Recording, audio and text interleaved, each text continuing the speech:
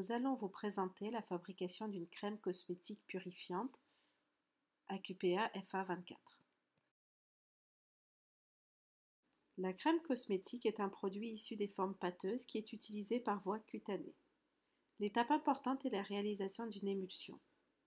Une émulsion est une dispersion homogène de deux liquides non miscibles entre eux.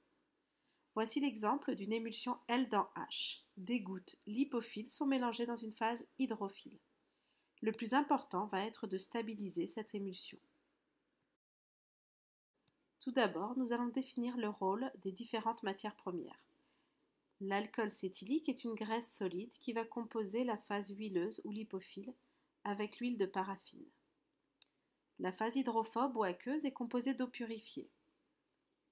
Le stabilisateur ou émulsifiant, le laurysulfate de sodium, permet de lier les deux phases de l'émulsion, lipophile et hydrophile, afin de maintenir l'émulsion stable. L'huile essentielle a plusieurs rôles. Tout d'abord, c'est le principe actif de la crème cosmétique.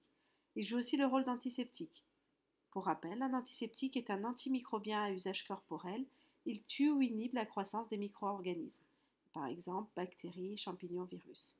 L'huile essentielle de thym est aussi capable de conserver la crème cosmétique en évitant le développement des micro-organismes. Lors du mélange des deux phases, un point très important est la température. Les deux phases doivent être à la même température au moment de leur introduction dans le mélangeur afin d'assurer la bonne dispersion. Le mélange des deux phases permet d'obtenir une émulsion. Cette émulsion est réalisée à la température de 70 degrés Celsius. Ça permet de diminuer la viscosité de la phase huileuse, mais aussi de faciliter la dispersion de la phase huileuse dans la phase aqueuse. Le mélange s'effectue avec un mélangeur à pales à vitesse lente et continue. Il faut ajouter la phase huileuse à la phase aqueuse. Il est important pour la stabilité de l'émulsion que l'agitation soit continue jusqu'au refroidissement complet de la crème.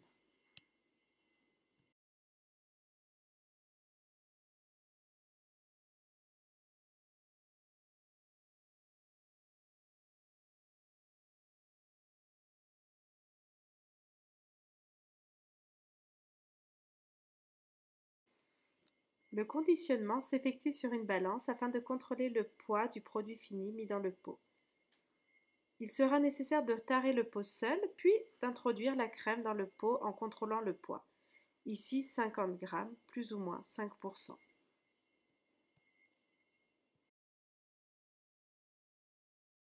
Voici la crème purifiante conditionnée et étiquetée.